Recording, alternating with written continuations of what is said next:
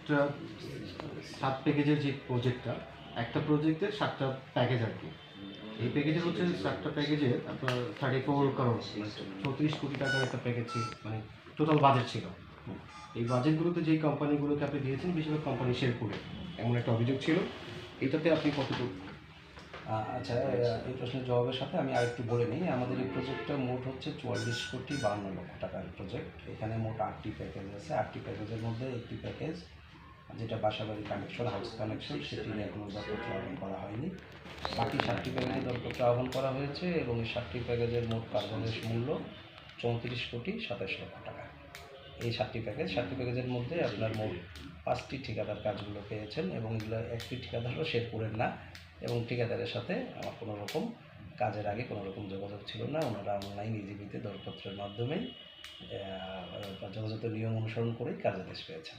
আচ্ছা, আরেকটা বিষয় ছিল যে আপনারা প্রজেক্ট শুরু হওয়ার আগে, মানে স্টার্টিং হওয়ার আগে আপনারা 6 কোটি টাকা বিল পেমেন্ট করছেন। এটা অভিযোগটা সম্পূর্ণই মিথ্যা। প্রজেক্ট শুরু হওয়ার আগে তো কোনোভাবেই সম্ভব না। কার্যাদেশ প্রদান করা হয়েছে, কার্যাদেশ প্রদান করার পরেই, ঠিকাদার কার্যক্রম শুরু করার পরেই বিধি মোতাবেকই বিল প্রদান করা হয়েছে। আরেকটা অভিযোগ ছিল যে এখন এখানে যারা কাজ করতেছে, যারা সাব কন্ট্রাক্টর, তাদের বাড়িও শেরপুরে।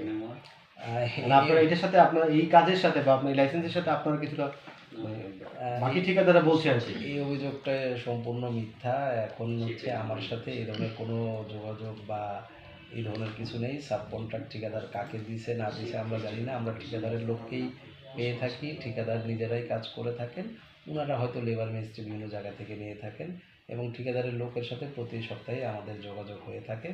এখানে অন্যরকম কোনো সেই সাব করার সুযোগ নেই এবং আমার সাথেও কোনো রকম সেই ধরনের কোনো যোগাযোগ নেই। অভিযোগটি সম্পূর্ণ মিথ্যা। যেসব ঠিকাদারেরা দিয়ে থাকে বা দিয়েছেন, সেসব ঠিকাদারেরা হয়তো কাজ পায়নি বিধায় উদ্দেশ্য প্রণোদিতভাবে এই অভিযোগগুলো দিয়েছেন।